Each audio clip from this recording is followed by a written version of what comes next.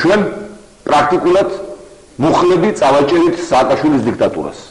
ეს გამარჯვება მის ნიშანია, რომ ჩვენ ავიღეთ სამართლებრივი გარანტია ევროპის და მსოფლიოს მხარდაჭერა იმაზე, რომ ქვეყანაში ხელისუფლებები ამის შემდეგ მაინც შეიცვლება კონსტიტუციური საარჩევნო მშვიდობიანი გზით და ვერავინ ვეღარ გაბედავს არჩევნების გაყალბებას, ძალაუფლების მითვისებას, რადგანაც ევროპის სასამართლოს ეს განაჩენი არის დამოკლეს მახვილი სააკაშვილისა და მისი ხროვის კისერზე და იმის ნიშანი, რომ მალე საქართველოში უნდა დამთავრდეს მკვლელების რეჟიმი, რომელშიც ლიდერის პოზიცია უკავია, რა თქმა უნდა, პრეზიდენტს, მერაბიშვილს ახალაებს, კოდუებს იმ სპეცრაზმებს, რომელიც ხალხს არგებენ და ქიმიურიერას ესვლიან, იმ პარლამენტს, რომელსაც პარლამენტი არ ქვია რეალურად სპეცრაზმით ღამეს შეყვანილი რაღაცა გაურკვეველი წარმონაქმნია, ქურდულად შეპარული შენობაში და უკანონოდ უკავია შენობა და ქირესაც არ იხდიან პირიქით 3000 ლარიან ხელფასებს იღებენ და სხვა. აი ამ დოკუმენტის შემდეგ ეს ყველაფერი უნდა ჩაბარდეს საცურს. მე ძალიან დიდი პატივი მაქვს ბატონ დავით პირველი ეგზემპლარი, ერთი ეგზემპლარი ამ დოკუმენტის ორიგინალი გადავიცი შეერთებული შტატების სახელმწიფო მდივანს ბატონ კონდოლიზა რაის შეხვედრის დროს პირადად და მან მაშინვე დაიწყო კითხვა დოკუმენტის, მეცნიერი გახლავთ ბატონი რაისი სტენფორდის რექტორი იყო და აშკარად ეთყობა ამ დოკუმენტებისა და კითხვისადმი დიდი სიყვარული და სხვათა შორის ძალიან განათლებული ადამიანად ადრე შტაბ-ბიჭდილება დატოვა, პირდაპირ ვიტყვი, ამიტომ ამ დოკუმენტს ძირითადად გადმოგცემთ თქვენ, ასევე წამოიღე ოფიციალური თარგმანი, ორ ეგზემპლარად ერთი რო თქვენ იხებძღვანებოთ აი ამ გადაცემის დროს დაპუნქტებულია, მეორე მე და დავიწყოთ კონკრეტული პუნქტები. საბით პატროშალოს მე მოხარული ვარ კონდოლიზა რაის შემდეგ მეორე პერსონა გახლავთ. არა ეს პირველი უთულიათ, მაგრამ ჩემ მოტივი არ მოხერხდა იმ პერიოდში და ძალიან გამიხარდება ეს მომენტი არ უნდა გავუშვე ხელი. პავლე კუბლაშვილს უთქვია რომ ჩვენს ეთერში ჩვენ საიფორმო არ ვიცნობ ამ როგორ გავგზავნეთ. პავლე კუბლაშვილს საერთოდ პროფესია არ გააჩინა და დღემდე ვერ გაიგო რა უნდა ამ ცხოვრებისგან. ისე პროფესიაა ეს. ნუ თუმცა იურისტები ხა ესეთი იურისტები ის სიგნალის უნივერსიტეტის პადიეში რო იყო ფაკულტეტები ახლა ეს ფაქტი იყო სამწუხაროდ. აი ესეთ ადგილებში დაამთავრეს მამიკოს ფულები და ვიღაცების. ბავშვებო, თქვენ დღეს ბრძანეთ რომ ეს არის დემოკრატიისაკენ კიდევ ერთი გადადგმული ნაბიჯი თუ რაღაცა ამ და არა ეს არის დიქტატურის წინააღმდეგ ევროპის მიერ მოქნეული მახვილი. აი რა არის? დიქტატურა, აი რა არის, იცით?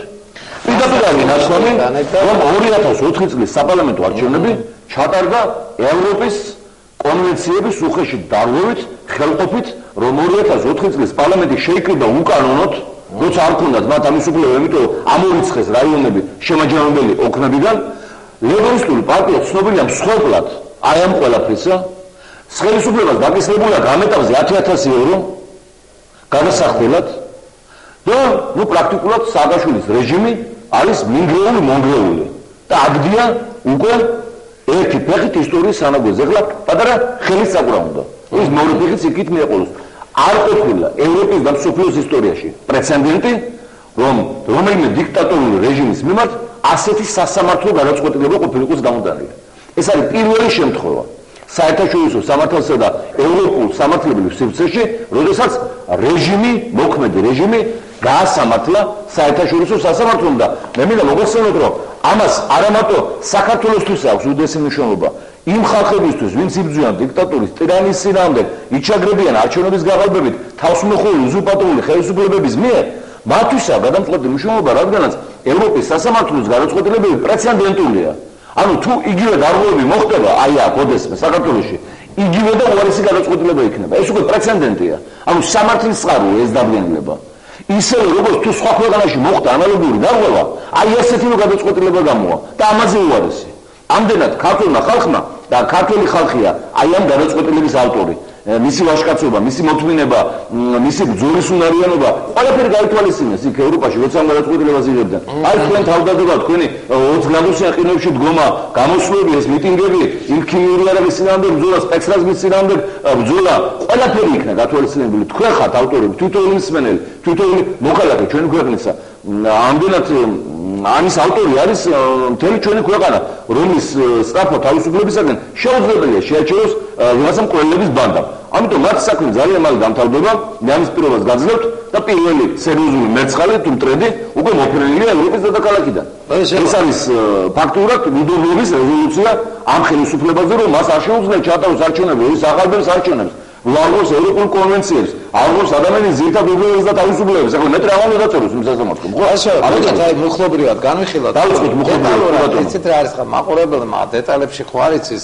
ახლა მithumetes საჭირო ამის განხილვა, რადგანაც დღეს ხელისუფლების ტელევიზიებმა არა იმ ჟურნალისტების ბრალით, არამედ ხელისუფლების ზეწოლით პრაქტიკულად უკუღმა გააშუქეს, განსაკუთრებით რუსთავი ორმა, მე ძალიან შევდივარ რუსთავის ჟურნალისტების მდგომარეობაში, რომლებსაც უნდოდა ობიექტური ინფორმაციის გაშვება და კანცელარიამ ამის საშუალება არ მისცა, ისინი არიან პანიკაში და შოკში, იუსტიციის სამინისტრომ თავის საიტზე გამოდო რაღაც სისულელე, ალაპარაკეს ამ პარლამენტში კიდევ უარეს სისულელები ვიღაც გაუნათლებელ დეპუტატებს, აზერი არიან, წაკითხული არ აქვთ. აი 40 გვერდიანი დოკუმენტი. ამდენად იუსტიციის სამინისტროს საიტზე რა. კი, რა თქმა უნდა, სისულელე, სულ სისიყალბე, ახლა ამას არც არ გეუჩერდებთ. ევროპის სასამართლოს განაცხადების შინაარსი დაამახინჯა სახელმწიფო ორგანო. ამაზე ძალიან დროსაც არჩევს. რა თქმა უნდა, გასაგებია. დასკვნეში, აი საინტერესოა, მე მაყურებელს წაუკითხა და თქვენ გაგვირჩიეთ. იქნებ მე წავიკითხო, რომ გადაგალო, კონსულტაცია გადაცემა წაიყვანო და მობილიზება. კარგით, გისმენთ. დიახ, ესე პირველი პუნქტი. ყოველი ზემოჩამოთვლიდან გამომდინარე, ეს სასამართლოს დასკვნაა, ხო? ეს უკვე დასკვნითი ნაწილია და მსჯელობითი ნაწილი კიდევ უარესია ამათთვის, მაგრამ უკვე დროის შემოკლების მიზნით დასკვნით ნაწილებს წავიკითხავთ. იქნებ მოусმინონ რუსთავიურმა კანცელარიამ კუბლაშვილმა და კიდევ რაღაცეებმა და გვარანიამ, რომელიც ნოემბრის თვეში მე დასაჭირად ამდევდა და ბრალი წარმოდგინა ჯაშუშობასა და სახელმწიფო გადატრიალებაში. მართლა საცოდო დღეშია ჩვენი ქვეყანა, რომელსაც ყავს ასეთი მინისტრები, ასეთი პრეზიდენტი, ასეთი ტელევიზიები. მართლა სერიოზული საფრთხე გემუქრება, სანამ ამ რეჟიმს არ შევცვლით და ამიტომ არის ისეთი დარაზმულობა დღეს საჭირო, როგორც არასდროს უარ დავრაზმულობ ჩვენი ისტორიის მანძილზე. ამიტომ ვიწყებთ ახლა უკვე კონკრეტულ საუბარს ყოველგვარი რევოლუციური პათეტიკის გარეშე. კი ბატონო. ყოველი ზემოჩამოთვლიდან გამომდინარე სასამართლო ასკვნის, რომ ცენტრალური საარჩევნო კომისიის 2004 წლის 2 აპრილის გადაწყვეტილება ხულოსა და ქობულეთში არჩევნების გაუქმებასთან დაკავშირებით არ იყო თანამიმდევრული და გამჭვირვალედ მიღებული. დააკვირდით, ასეთი გადაწყვეტილება არავის მიუღია სასამართლოს. CSCOM არ წარმოადგინა რელევანტური და საკმარისი მიზეზები ამ გადაწყვეტილების დასასაბუთებლად. CSCOM ასევე არ გაატარა ადეკვატური პროცედურული მექანიზმები ძალაუფლების ბოროტად გამოყენების თავიდან ასაცილებლად. მეცე ტერმინებს ყურადღება მიახმარო ელექტრონულ სანდაღა მიტინგზე. უფრო მეტიც, CSCOM არ მიიღო დამატებითი ღონისძიებები 2004 წლის 18 აპრილის შემდეგ ხულოსა და ქობულეთში არჩევნების ჩასატარებლად და მიიღო ნაჩქარევი გადაწყვეტილება ქვეყნის მასშტაბით მიმდინარე არჩევნების შეჩერებაზე საფუძვლიანი დასაბუთების გარეშე. ამ ორი რაიონის საყოველთაო საარჩევნო პროცესიდან გამოთიშვა მოხდა კანონის უზენაესობის მოთხოვნების უგულებელყოფით, რასაც შედეგად მოჰყვა მოსახლეობის მნიშვნელოვანი ნაწილის ხმის უფლების წართმევა.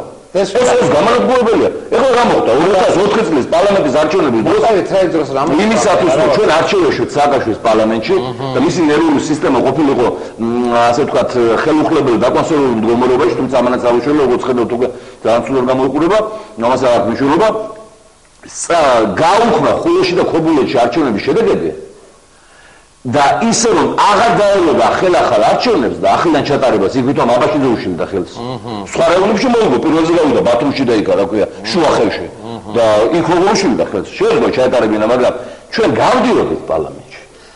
გავდიოდით პარლამენტში და ეს რა ჩვენი პროცენტი რო დავადული იყო და ის მარნეულის პროცენტი დავატებოდა, რაიონები გათიშა საქართველოს იურიდიული სივრციდან. კანონის თანახმად თუ ყველა რაიონში არ ჩატარდა არჩევნები, არ შეიძლება შეჯერებოდა პარლამენტის მოწვევა. ანუ ის პარლამენტი, ეხლა გამახსენდა. ხო, ის პარლამენტი აი ამ პუნქტების თანახმადაც იყო უკანონო, არალეგიტიმური. და ევროპამ აღიარეს უკვე, ანუ ხოდა დამხელა არზა დაწერილი. ანუ იმ პარლამენტის მიღებული, როგორც მე გეკითხებით, რა მაბატიათ, აი ხულო და ეს ისა ქედა, დიდი რაიონებია საქართველოს. ქობულეთი, ხო, ხულო და ქობულეთი. ხულო და ქობულეთში რომ არ შედგა არჩევნები, წესით უნდა გაუქმებული იყო მთელ საქართველოში არჩევნები.